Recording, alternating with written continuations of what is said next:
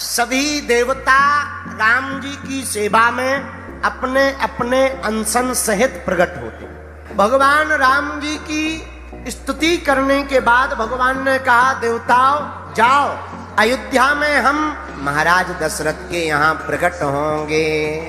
राम जी ने कहा हम दशरथ जी के यहाँ प्रकट होंगे, तो ब्रह्मा जी ने तुरंत कहा, प्रभु आप अगर दशरथ जी के यहाँ पूर्ण परब्रह्म रूप में प्रकट होंगे तो हम रीछों के राजा जामवंत जी के रूप में प्रकट होंगे। बोलो सीताराम। इंद्रदेव बोले, महाराज हे ब्रह्मा जी, अगर आप रीछों के राजा जामवंत बनकर के प्रकट होगे तो हम किष्किंधा में जाकर के वानर रूप में बाली का रूप धारण करेंगे। इंद्र ने बाली का रूप धारण किया, ब्रह्मा जी ने जामवंत का रूप धारण किया। अग्नि देव बोले, भैया हम तो दो वानर बनेंगे, दो भाई। बोले कौन कौन? बोले नल और नील, हम नल नील बनकर प्रकट हो। भगवान शंकर ने कहा अंश हमारा होगा, मारुति के रूप में, अंजना नंदन के रूप में हमारा भी तेज प्रकट होगा। धीरे धीरे समय बीता। चैत्र महीना में श्री हनुमान जी महाराज मंगलवार के दिन प्रकट थे। जब माता अंजना ने खूब भगवान का तप किया, ध्यान किया, हे भगवान भूत भावन महादेव, आप हमारे घर पर विराजमान हो रहे हो, पुत्र के रूप में आ रहे हो, हम कितने भाग्यशाली हैं कि आपके रूप में ही हमारा पुत्र आएगा। हमारी प्रसन्नता का क्या कहना। खूब भूत भावन महादेव का ध्यान किया, तप किया। चील ने खीर लाया, उड़ता हुआ चील वहीं से निकला। पवन देव ने हवा का झोंका मारा, वह खीर का पात्र चील के हाथ से छूट गया, माता अंजना के हाथों में आ गया, उसको पा लिया। उसी के रूप में श्री हनुमान जी महाराज चैत्र के महीने में मंगलवार के दिन जगत का कल्याण करने के लिए, राम जी की सेवा करने के लिए, भूत पिशाचों को मारने के लिए, भक्तों के रोग और संकट को मिटाने के लिए, पीड़ा को हरने के लिए, संकटों को मिटाने के लिए संकट मोचन वीर बजरंग बली प्रकट हो गए। श्री हनुमान जी प्रकट भय। अंजनी माता बड़ी प्रसन्न थी, वन में रहने वाले सब प्रसन्न हो गए, हनुमान जी के खानदान के लोग भी खुश भय। बानर भर प्रसन्न नहीं, देवता भी प्रसन्न है। कुछ दिन उत्सव में बीत गए। बोलो सीताराम। हनुमान जी के पिता केसरी जी बहुत प्रसन्न हैं, उनकी तपस्या का फल मिल गया। एक दिन केसरी जी हनुमान जी के पिता बाहर गए थे, माता ने हनुमान जी को श्रृंगार कराकर पलने में पौड़ा दिया, और जैसे ही पलने में लिटाया और माता कुछ काम में व्यस्त हो गई, उसी समय हनुमान जी को भूख लग आई। भूख लगी तो हनुमान जी बड़े ही बचपन से ही चंचल, उसी समय सूर्य भगवान को देखा। हनुमान जी को लगा बहुत बढ़िया बढ़िया लाल लाल फल है। हनुमान जी ने सूर्य भगवान को लाल फल मानकर हनुमान जी महाराज ने एक उचट्टा लगाकर सूर्य भगवान को ब्रेकफास्ट के रूप में खा गए, और जैसे ही मुख में डाला सोई अंधेरा मच गया, हाहाकार मच गया। हाहाकार मचा। उस दिन राहु कृष्ण आ रहा था, राहु को लगा कि हम सूर्य के ऊपर आ रहे थे सूर्य को खाने, लगता है हमारा नंबर किसी और ने ले लिया, और हनुमान जी ने सूर्य भगवान को खा लिया। राहु भागा भागा इंद्र के पास गया, महाराज सूर्य के ऊपर ग्रहण करने का धर्म हमारा है, सूर्य को खाने का अधिकार हमको है, आपने किसी बानर को कैसे दे दिया? इंद्र देवता बोले हमने तो किसी को नहीं दिया। राहु बोला पे सूर्य भगवान तो खप गए, किसने खाया? बोले एक बानर के छोटे से बालक ने खा लिया।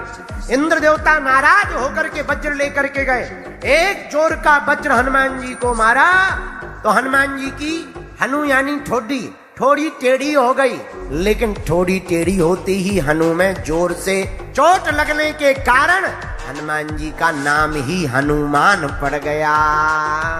सूर्य भगवान जब छटपटा के बाहर निकले तो मनी मन सोचने लगे, हे भगवान छोटा सा तो बालक, बताओ इसे भूख लगती है तो ब्रेकफास्ट में हमें खा जाता।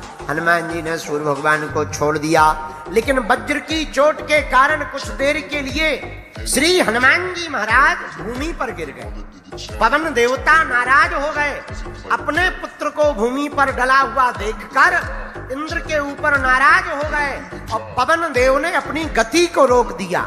और जहां गति को रोका सोई भैया सब देवता छटपटा गए। तो पवन देवता से कहा कि आप चल क्यों नहीं रहे, हवा क्यों रोक दी? अच्छा विचार करो, पूरा खेल हवा का है। कोरोना में कुछ लोगों को हवा कम मिली तो उनकी हवा खिसक गई। कोरोना काल में कुछ लोगों को हवा कम मिली तो उनकी हवा खिसक गई। बोले मतलब? बोले सीताराम हो गए। हवा का बड़ा खेल है, हवा ना मिले तो अच्छे अच्छों की हवा खिसक जाती। देवता बोले पवन देवता से, महाराज आप क्यों बंद हो गए? बोले हमारे बालक को चोट लग गई, अब हम नहीं बहेंगे। देवता बोले महाराज हम सब आशीर्वाद तुम्हारे बालक को देंगे, पर आप पहले चलना तो प्रारंभ करो। तब जाके चले, और जैसे ही चले तो सबसे पहले ब्रह्मा जी बोले पवन देव हम आपके बालक को आशीर्वाद दे रहे, आज के बाद कभी भी तुम्हारे इस बालक हनुमान को ब्रह्म पास नहीं सता पाएगा। पवन देवता बोले जय हो। ब्रह्मा जी जा ही रहे थे तब तक इंद्र आ गए और इंद्र ने हाथ जोड़कर कहा, अपने गले की माला हनुमान जी को पहना कर कहा, जाओ हमारे वज्र के कारण इनकी हनु यानी ठुड्डी टेढ़ी जरूर हो गई, पर जाओ हम आशीर्वाद देते हैं, आज के बाद इस बालक का शरीर वज्र की तरह कठोर हो जाएगा। उसी दिन से हनुमान जी का नाम महावीर विक्रम बजरंगी। बजरंगी मतलब वज्रांग की तरह देह, वज्र की तरह जिसका शरीर हो उसे बजरंगी कहते हैं। बोलो सीताराम। जिसका शरीर वज्र की तरह कठोर हो उसे बजरंगी कहते। और हनुमान जी के नाम में महावीर, हनुमान जी वीर नहीं है, क्या है? अच्छा महावीर का मतलब क्या होता? रामायण में 3 लोग हैं, राम लक्ष्मण और हनुमान। विशेष 2 लोगों के नाम में वीर लगा, लेकिन हमने लक्ष्मण जी के लिए भी सोचा। लक्ष्मण जी हैं वीर, क्यों? कभी युद्ध से पीछे नहीं हुए। जो कभी युद्ध से पीछे ना हो वो वीर कहलाता है, लेकिन जो कभी युद्ध हारे ना वो रघुवीर कहलाता है। जो युद्ध में पीछे ना हो वो वीर कहलाते हैं, जो युद्ध में कभी हार को प्राप्त ना करें वो रघुवीर कहलाते हैं, जो युद्ध को ही पूरा पलट डालें उन्हीं को महावीर कहलाते हैं, उन्हीं को महावीर कहा जाता है।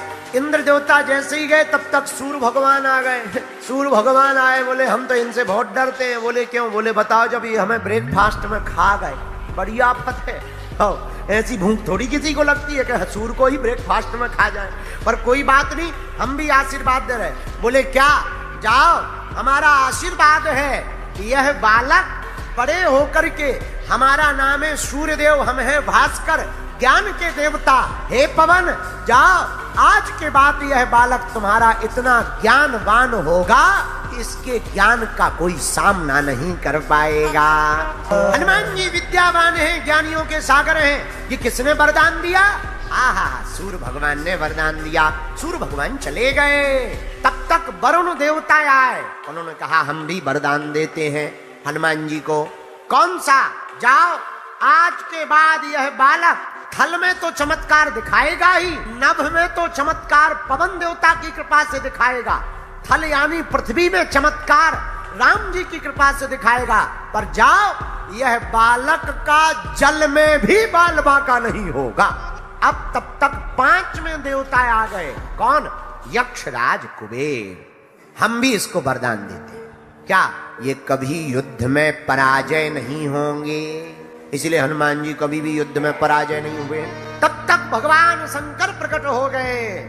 हम भी इसको आशीर्वाद और वरदान देते हैं, क्या कभी भी हमारे द्वारा प्रेरित मंत्र के अस्त्र शस्त्र इस बालक पर नहीं चलेंगे, और किसी को भी रुद्रपास शिवपास का बंधन पड़ा हो उस बंधन को खोलने की क्षमता हनुमान जी में आ जाएगी।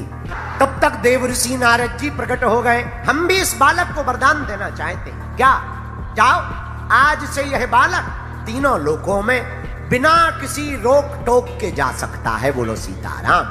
बाल्यकाल में ही हनुमान जी को नारद जी ने आशीर्वाद दे दिया, जाओ ये सभी लोकों में जा सकेंगे, कोई भी इनकी गति को रोक नहीं सकेगा।